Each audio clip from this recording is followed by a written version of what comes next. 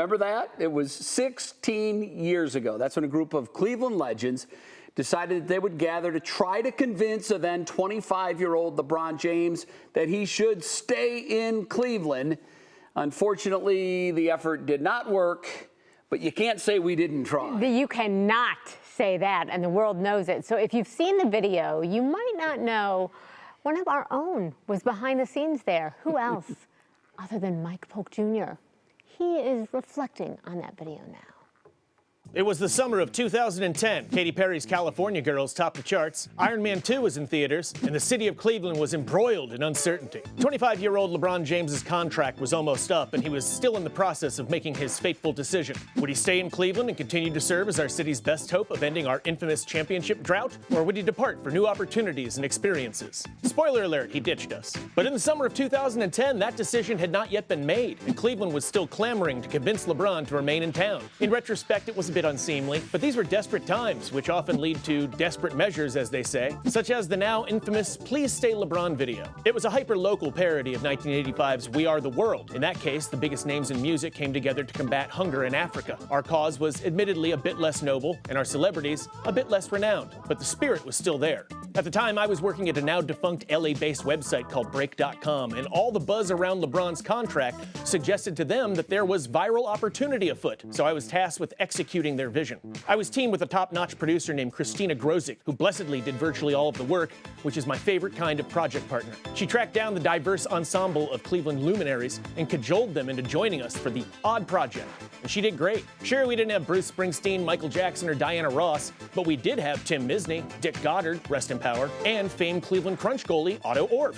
And when we all came together in the Cleveland State Auditorium to make the magic, it was a legitimately weird gathering that included everyone, from local classic rock DJs to then Governor of Ohio Ted Strickland, for some reason. But there was a genuine vibe of camaraderie and positivity throughout the production, and everyone seemed to get a kick out of the experience. Please Stay LeBron was then edited and uploaded to YouTube, where my website boss's instincts were quickly validated, with the video racking up over 1 million views within the first 3 days, at which point it was taken down for apparently violating copyright standards, which was just fine by me.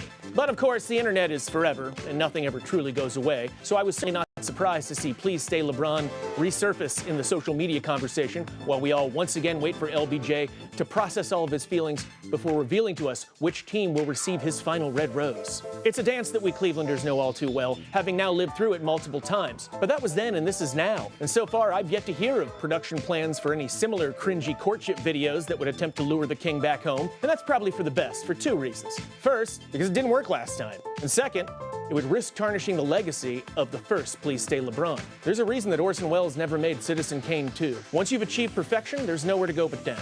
Please Stay LeBron is a weird artifact that will, for better or worse, forever endure as an odd, well-intentioned time capsule from a very specific time in our city's history. It's cheesy, it's weird, and it's undeniably Cleveland.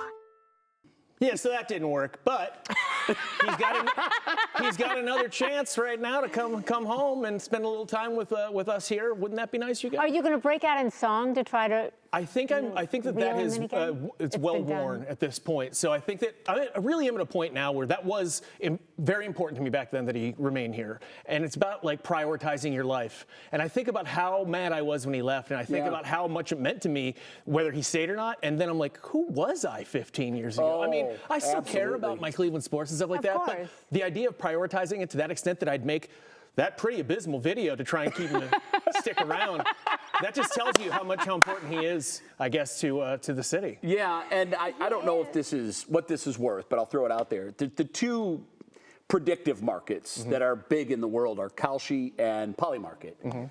And they have been setting odds on whether he'll go here or to Golden State. And for the previous week, Golden State has been the clear front runner. Those odds were like 45% chance that he goes to Golden State, 30% Cleveland, and then others getting the other portion. They have both in the last 24 hours done dramatic about faces, and now Cleveland is the favorite destination by 50%. Wow. With Golden State down at 30%. So that's a dramatic shift. So Miami's not even in it. They're in it. They're like at 10%. Okay. Let's just not remind him of the song and hope that he comes back. That never happened. That happened in Miami, LeBron. Don't worry about it. That didn't happen here. Come home. Oh, that was a fun time, though. It was a fun time to be alive. Happy 4th, Mike. Hey, same to you guys. Same to you guys. Thank you.